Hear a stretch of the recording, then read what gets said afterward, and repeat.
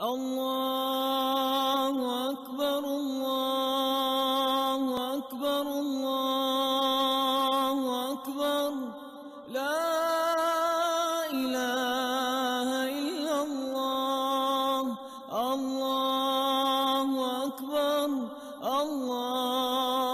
اکبر وللہ الحمد۔ اما بعد فاعوذ باللہ من الشیطان الرجیم، بسم اللہ الرحمن الرحیم۔ عشرہ ذوالحج کی فضیلت۔ رمضان المبارک کے بعد ذوالحج کا مہینہ اسلامی مہینوں میں بہت اہمیت کا حامل ہے۔ یہ مہینہ حرمت والے مہینوں میں سے ایک ہے۔ جس طرح رمضان المبارک میں ہم فرض کی ادائیگی کرتے ہیں، اسی طرح اس مہینے میں بھی فرض کی ادائیگی کی جاتی ہے۔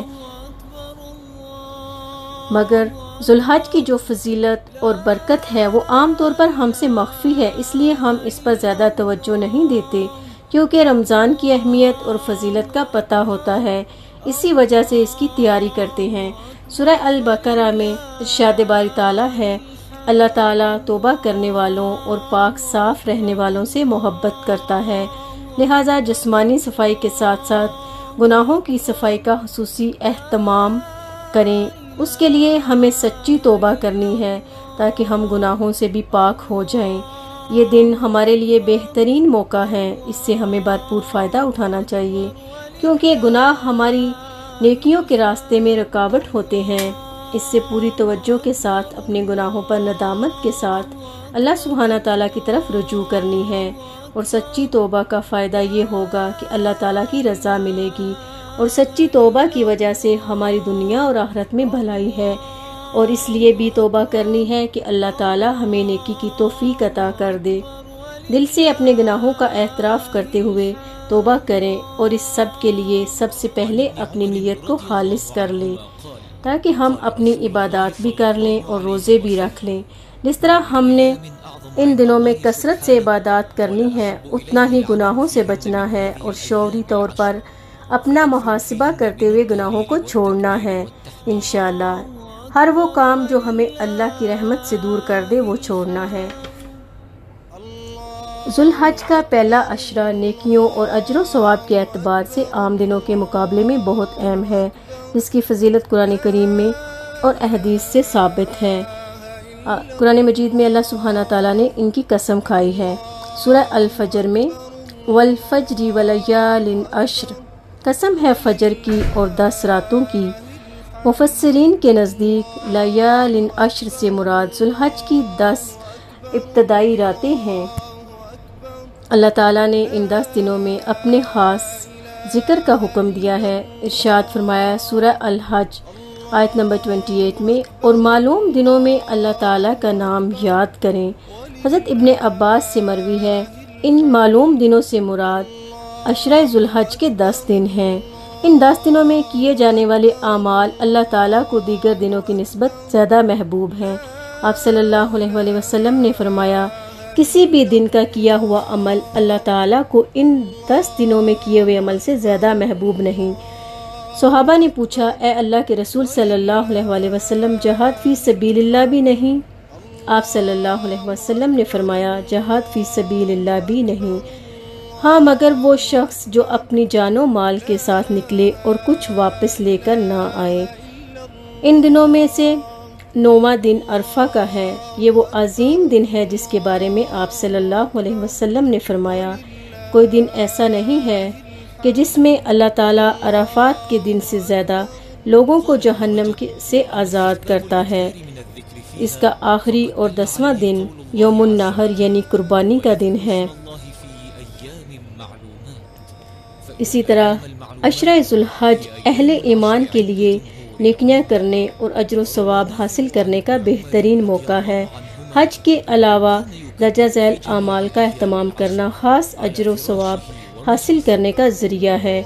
عبداللہ بن عمر سے روایت ہے، آپ صلی اللہ علیہ وسلم نے فرمایا، کوئی دن اللہ تعالیٰ کے ہاں ان 10 دنوں سے زیادہ عظمت والا نہیں، اور نہ ہی کسی دن کا عمل اللہ تعالیٰ کو ان 10 دنوں کے عمل سے زیادہ محبوب ہے۔ بس تم ان 10 دنوں میں کثرت سے تحلیل لا الہ الا اللہ تکبیر اللہ اکبر اور تحمید الحمدللہ کہو۔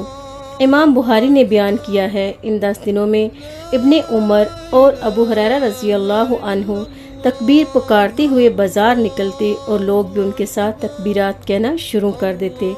صحابہ کرام سے مختلف تکبیریں پڑھنا ثابت ہے، مثلا اللہ اکبر، لا الہ الا اللہ واللہ اکبر، اللہ اکبر وللہ الحمد، اللہ اکبر کبیرا والحمد للہ کثیرا وسبحان اللہ بکرۃ واسیلا۔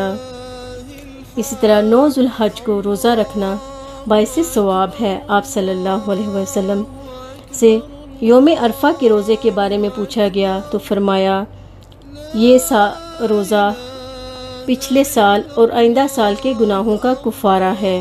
ایک اور حدیث سے پتہ چلتا ہے آپ صلی اللہ علیہ وسلم 9 ذو الحج، یوم عاشوراء اور ہر ماہ میں 3 دن روزے رکھتے تھے۔ حاجی میدان عرفات میں یہ روزہ نہیں رکھیں گے۔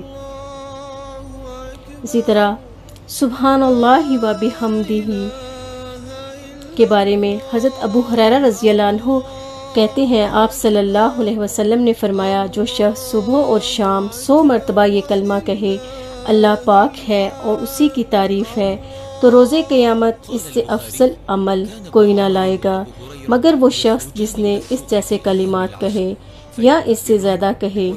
اسی طرح لا الہ الا اللہ وحدہ لا شریک لہ لہ الملک ولہ الحمد وہو علی کل شیء قدیر۔